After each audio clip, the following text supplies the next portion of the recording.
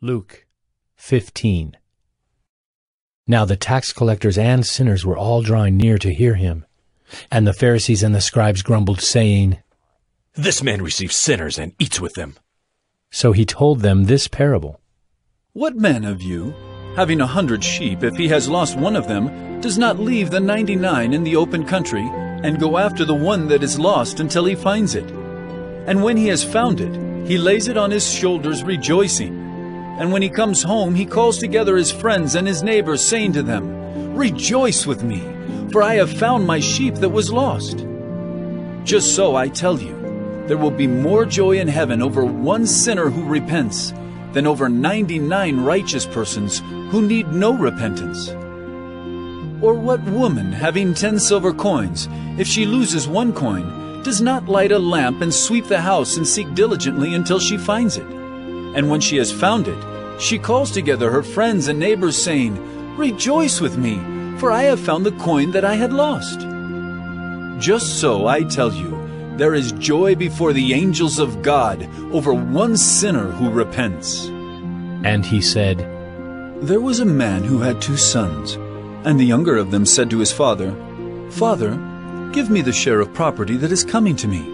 And he divided his property between them.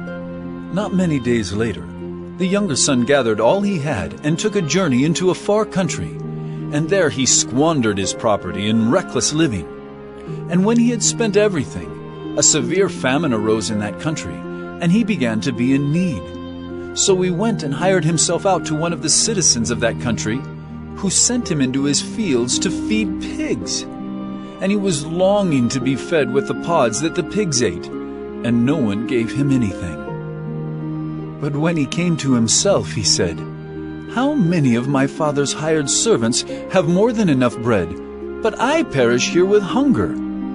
I will arise and go to my father, and I will say to him, Father, I have sinned against heaven and before you. I am no longer worthy to be called your son. Treat me as one of your hired servants. And he arose and came to his father. But while he was still a long way off, his father saw him and felt compassion, and ran and embraced him and kissed him. And the son said to him, Father, I have sinned against heaven and before you. I am no longer worthy to be called your son. But the father said to his servants, Bring quickly the best robe and put it on him, and put a ring on his hand and shoes on his feet. And bring the fattened calf and kill it, and let us eat and celebrate. For this my son was dead and is alive again. He was lost and is found.